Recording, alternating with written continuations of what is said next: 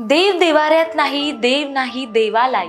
सुधीर फडकेंचं हे भक्तिगीत अनेकांनी ऐकलं असेलच. देवाची महती या गाण्यात सांगितली आहे. देव हा देवाऱ्यातही नाही आणि मंदिरातही नाही, मात्र तरीही त्याला पाहण्यासाठी इतकी गर्दी का आणि कशासाठी? हे सगळं सांगण्यामागचं कारण म्हणजे मंदिर, सत्संग अशा ठिकाणी होणारी चेंगराचेंगरी आणि त्यात जाणारे नाहक बळी. नमस्कार, मी प्राची शिरकर प्रहार मध्ये आपलं स्वागत करते. बुधवारी 8 जानेवारीच्या रात्री आंध्र प्रदेशच्या तिरुपती मंदिर वैकुंठ द्वार दर्शनासाठी म्हणून दिले जाणारे टोकन मिळवण्यासाठी गर्दी झाली होती. मोठमोठ्या रांगा लागल्या होत्या. टोकनचे वाटपही सुरू झाले नाही, मात्र त्याआधीच विपरीत घडलं. तिथे चेंगराचेंगरी झाली. माणसं एकाखाली एक दबली गेली. यात 6 जणांना आपला नाहक जीव गमवावा लागला, तर 25हून अधिक जखमी झाले. हीच खरी भक्ती का हो? देव हा सर्वत्र चराचरी असतो असं म्हणतात, मात्र त्या मूर्तीरूपी देवाला पाहण्यासाठी मग इतकी चेंगराचेंगरी का बरं?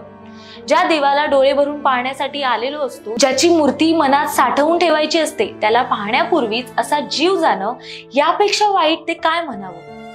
ही काही पहिली घटना नाहीये. याआधीही देशात अशा बऱ्याच चेंगराचेंगरीच्या घटना घडल्या. त्यात शेकडोंचे बळीही गेलेत, मात्र आपण काही त्यातून धडा घेतलेला नाही. गेल्याच वर्षी म्हणजे 2024 मध्ये अशीच एक मोठी दुर्घटना घडली होती. उत्तर प्रदेशच्या हाथरस मध्ये एका सत्संग दरम्यान चेंगराचेंगरी झाली आणि तब्बल 121 लोकांनी यात आपला जीव गमावला. ही चेंगराचेंगरी बाबा नारायण हरी उर्फ साकार विश्व हरी भोले बाबा यांच्या सत्संग मध्ये झाली होती. यात सत्संग घेणारे बाबा मात्र चांगले जीवन जगतायत, मात्र काहींना आपल्या घरातला करता पुरुष गमवावा, तर अनेक मुलांनी आपल्या आईच्या मायेचा हात गमावला. ही भोळी भक्ती म्हणावी की जीवघेणी भक्ती, अशा या भोळ्या भक्तीपायी कितीतरी जणांना आपला जीव गमवावा लागला. आपल्या देशात भक्तीला मोठे स्थान आहे. गेल्या 21 वर्षात तब्बल 15हून अधिक अशा या चेंगराचेंगरीच्या मोठ्या दुर्घटना घडल्या.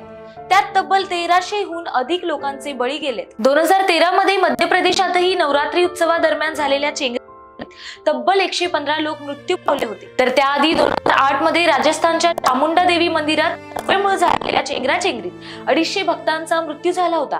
अनेकदा या चेंगराचेंगरीसाठी अफवाही कारणीभूत ठरतात. अफवा वाऱ्यासारख्या पसरतात आणि त्यानंतर जो गोंधळ होतो त्यात कितीतरी लोक पायदळी उडवले जातात. अशातच अनेकांचा जीव जातो. देवाची भक्ती ही जरूर करावी, मात्र ती इतकी जीवघेणी नसावी. अशा या घटनांसाठी केवळ लोकच जबाबदार नाही, तर प्रशासनही तितकंच जबाबदार आहे. जर एखाद्या तीर्थक्षेत्री मोठ्या प्रमाणावर लोकांची गर्दी होत असेल, तर योग्य ते नियोजन होणं अतिशय आवश्यक असतं.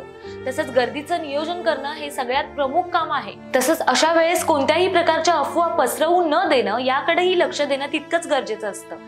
त्यामुळे अशा प्रकारच्या घटनांमध्ये जाणाऱ्या बळींची संख्या तरी कमी करता येईल. तुम्हाला काय वाटतं? कमेंट करून आम्हाला नक्की सांगा. आणि हो, प्रहार न्यूज लाईन YouTube चॅनलला लाईक, सबस्क्राईब आणि शेअर करा. धन्यवाद.